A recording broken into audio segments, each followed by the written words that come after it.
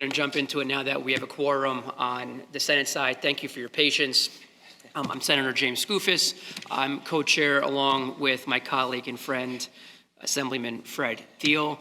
And we'll jump into some opening remarks, then we'll introduce members, and we'll go from there. So on the Senate side, or from the Senate's perspective, negotiations are ongoing for many general government agencies and for local government assistance and executive language proposals, as well as those introduced by each House. During the next 2 weeks, our table will be discussing several noteworthy proposals. The Senate has proposed providing $10 million to our local boards of elections for staff and other necessary expenses for the upcoming 2024 election.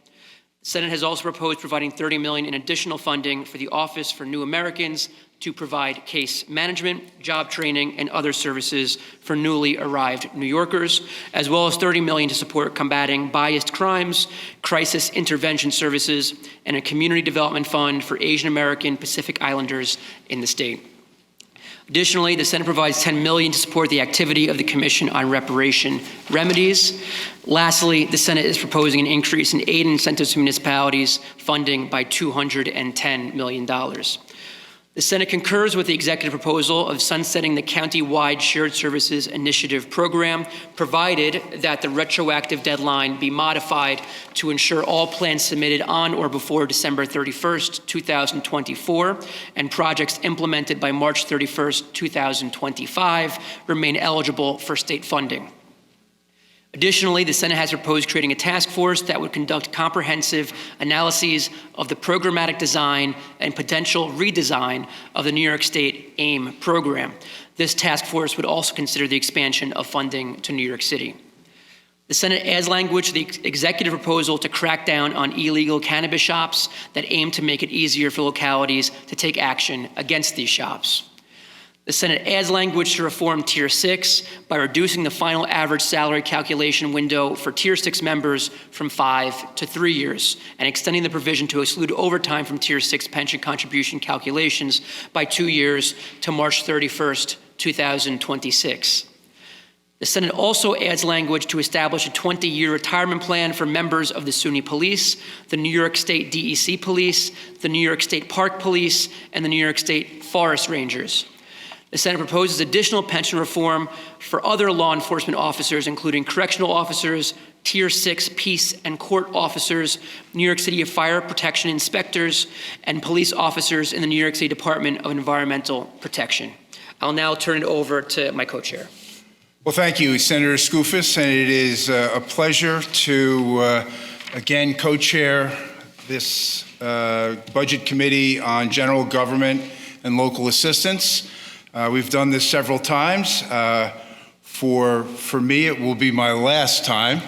And I just want to say it's been a pleasure working with you on these budget matters through these years. And hopefully my last one can be an on-time one for the benefit of all of us. My name is Fred Thiel. I chair the Standing Committee on Local Government in the State Assembly.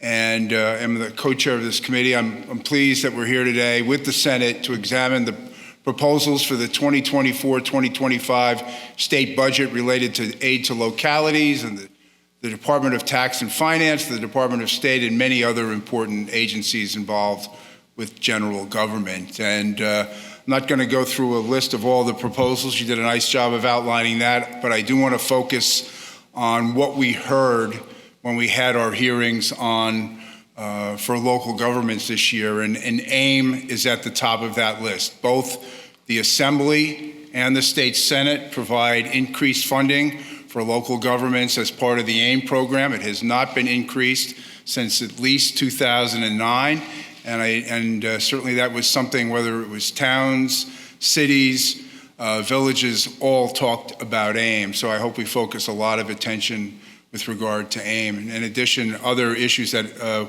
just one other issue that you didn't mention that is really crosses a couple of different subject matter areas, but the whole issue of housing and particularly what constitutes a pro-housing community and really providing, more detail and making it as part of statute as opposed to executive order is something hopefully we can all work on together as a critical issue. So I'm confident we can work together, and hopefully that will result in a timely and responsible budget for 2024-2025. And I will turn it back to you to introduce your members.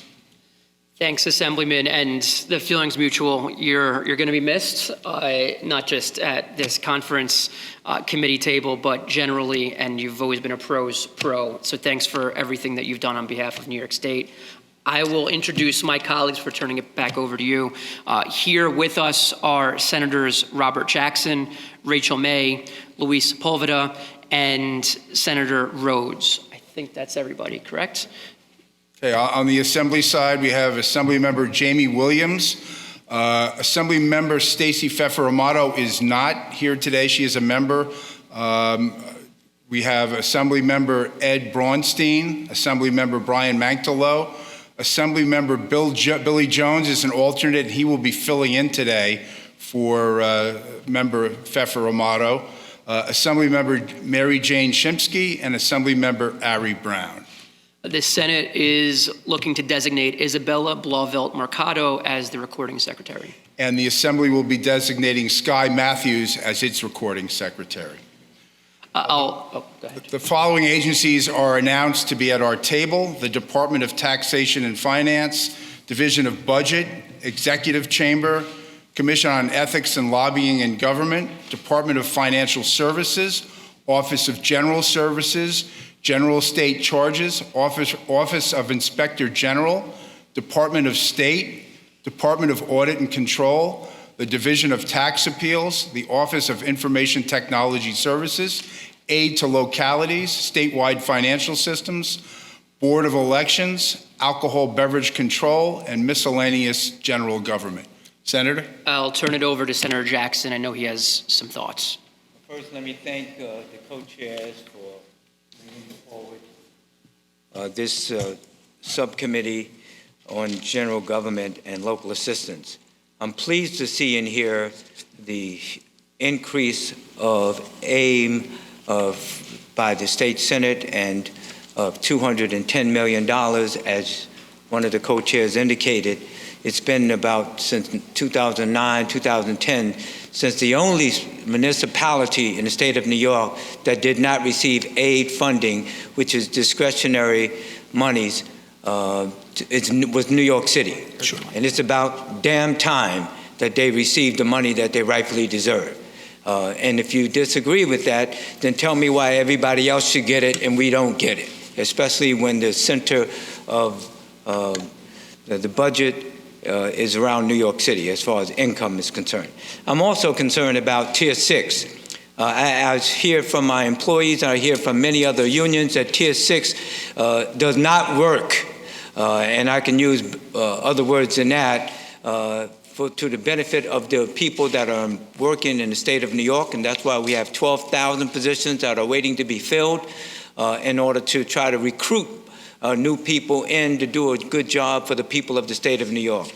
And finally, I say to you that this is the general government and local assistance. We have to make sure that all of the areas as far as health, education, economic development are working on behalf of all New Yorkers, not just the wealthiest New Yorkers. So I look forward to working with all of us during this budgetary process in order to make sure that the budget reflects the needs of the people of New York State.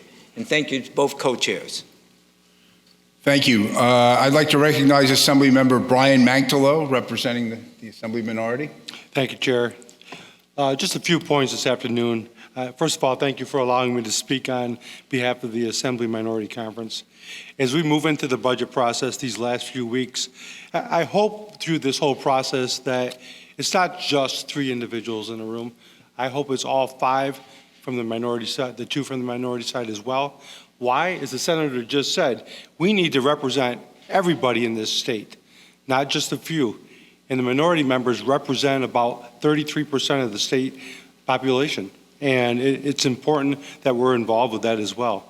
And talking to a lot of our local tax, a lot of our residents who pay tax, they're concerned about the taxes and the taxes that are imposed on them year after year after year. We do need to grow as a state, but we have to come up with a better way of doing so.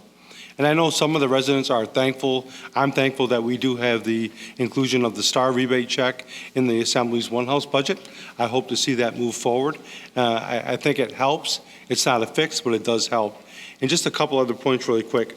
Also, it's great to have the AIM in there, being a former town supervisor and a county legislator, how important that money is to our local localities across the whole state, downstate, Long Island, up north, out west, the whole state. So as we continue to move forward with the negotiations in the next couple of weeks, I hope that we're able to accomplish some of these things and actually bringing relief to the people who pay our wages, who allow us to represent them here and allow us to work for them. So again, on behalf of the Assembly minority, I want to thank you for allowing me to say a few words, and let's hope we do a great budget for the people we represent, not us, but them. Thank you. Thank you. I'll turn it over, representing the Senate minority, Senator Rhodes. Thank you, Mr. Chair. One of the things that we hear consistently in budget hearings is the simple fact that one of the greatest causes of outward migration in this state is taxes. Every economist that we speak to, even the comptroller, speaks about taxes and the reason that the role that it plays in us having lost about 1.5 million New Yorkers over the course of the last 10 years. And the budget that we see today, both the Senate and the Assembly budget, have record, what I believe to be record increases in spending, coupled by tax increases. Now, New York State has increased spending over the course of the last 6 years by about $75 billion. That $75 billion figure is actually larger than the budgets, the total budgets of 37 states. The increase in New York's budget over the last 6 years is greater than the entire budget of 37 states. It's not sustainable. And while there are some things in this budget we can certainly point to as accomplishments, and Senator Jackson, you referenced AIM funding as being one of them, $210 million in the Senate budget, I believe $100 million in the Assembly version, and aid to municipalities is certainly important. We seem to have lost focus on the fact that ultimately there's someone who's paying these bills. And those are the folks that are out there watching this hearing, and tens of millions more who are not, but are still going to be feeling the effects. And even with an increase in spending on the Senate side by nearly $15 billion, we are still missing many things. Here in the local government side, we're adding $30 million for expenses related to non-citizen legal services, so providing legal services for legal immigrants. But by the same token, we're cutting $5 million in funding from the Office of Faith and Nonprofit Development Services that actually are the nonprofits that provide services to our indigent population.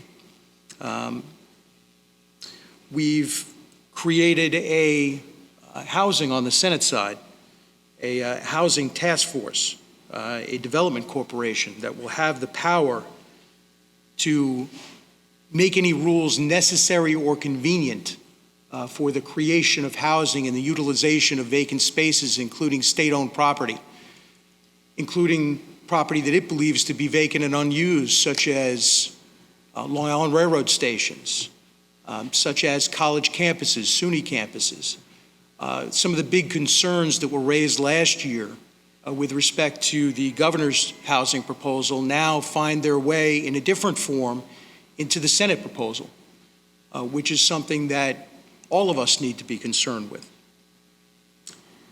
It lacks funding for Nassau County's only safety net hospital, which has been defunded by the state to the tune of $326 million since 2019 and is on the verge of financial collapse. Even though we're spending $15 billion more, somehow that didn't make it into the budget. The governor's retail theft initiative didn't make it into the budget.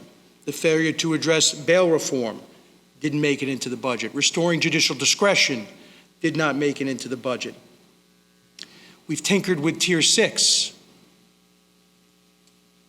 by a little, rather than doing a full scrap of Tier 6, which seems to be the right result, knowing that it's been such a problem for us in terms of recruitment and in terms of fairness for many of our new hires at every level of government.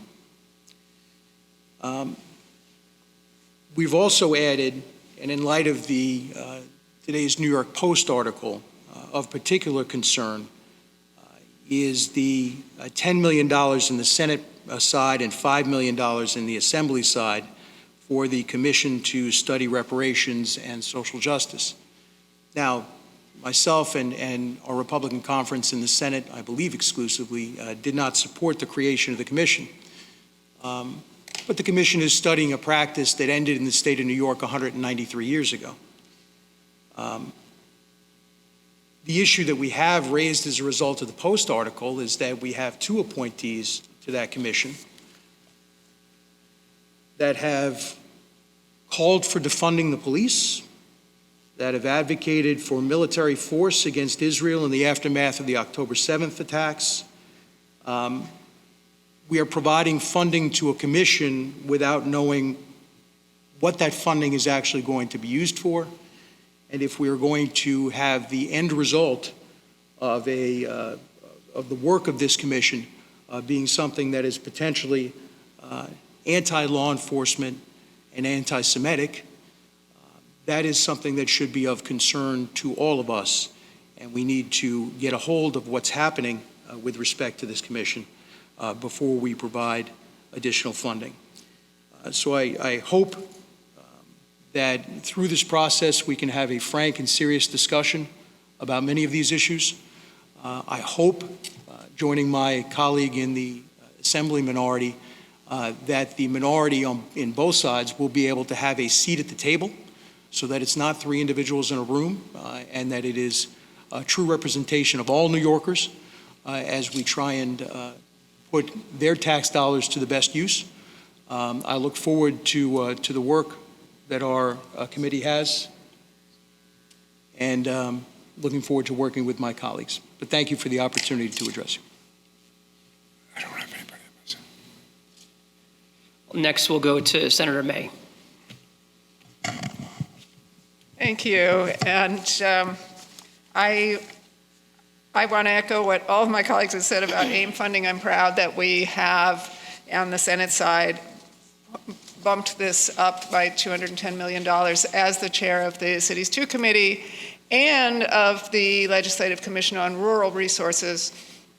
I hear from municipalities tiny to quite large about just how important this is. And I hear you, Senator Jackson, too. I think every community deserves this kind of open support from the government that enables them to address the priorities that they have there. I also want to say, as a member of the Elections Committee, that we in the Senate are doing a lot in this budget to support our local boards of elections, and the John Flatow elections, I always forget the full name of it, the bill that would collect the data that we need in order to make sure that we are doing what we need to do to support elections statewide, I think is also a really important one. So I am proud of a lot of the things we have done in this budget, specifically with the local government portion of the budget, but also on housing, which is a local government issue as well. I do believe that what's driving people out of my region of the state is that they cannot find a safe and affordable place to live. And the more we can do as a Senate to support that, the better. So with that, I will turn it back to the chair. Thank you. Thank you. And next, Senator Sepulveda. Thank you. I too want to scream about the inclusion of New York City in AIM. I think Senator Jackson and I have been fighting for several years now to get New York City included in AIM. There's no justification why the prior governor took New York City away from the funding. No one's been able to explain that to me, and several years, and it's unfair to the city of New York that contributes so much through taxes to the coffers of the state that they be prevented from receiving that benefit. I, with all due respect to my colleague, I'm very happy that we're providing funding for migrants, for legal services, and for undocumented immigrants. I don't like the word illegal because many of these are children, and children are never illegal. When we talk about the tax revenue for the state that we're missing out on, a great part of the tax revenues that we're missing on are a reflection of the 2017 major corporate tax cut that President Trump gave to corporations in 2017, leading to many of the shortfalls that we have here in the state of New York and throughout the country. That's why we have such a huge deficit, because the minority party here's standard bearer had no problems giving tax breaks to corporations. But unfortunately here we're talking about $5 million out of a $230 billion plus budget to sort of scapegoat migrants as something that should be given to them.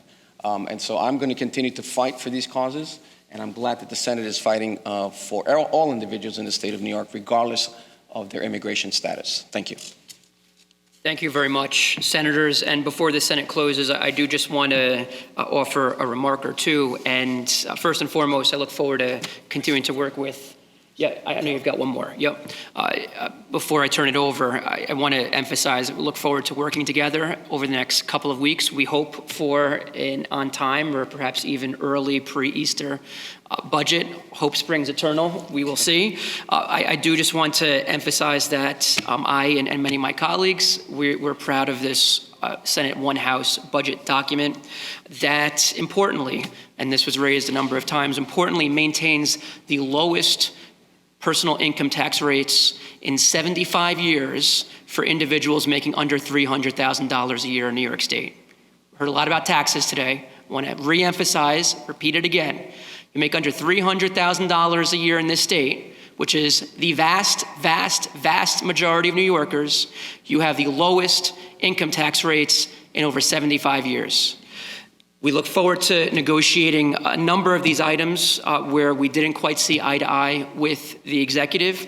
Some of the items we have substantial or substantive rather differences with the executive, and others we simply did not get information that we felt we needed in order to be supportive. Perhaps that information will be forthcoming over the next couple of weeks. One example is the Office of Faith and Nonprofit Services, which the governor proposed $5 million for the establishment of. We are not conceptually opposed, but when asked repeatedly, we did not get any information about what that office seeks to do from the executive. That is why we intentionally omitted it. And so there are various reasons by which we took some of these positions, but that's what the negotiation is for over the subsequent couple of weeks, and we certainly look forward to collaborating as best as we can. That said, thanks to my Senate colleagues, Assembly colleagues, and I want to turn it over now to the Assembly. Member Brown, you had wanted to make. Quick message. No better government than small government.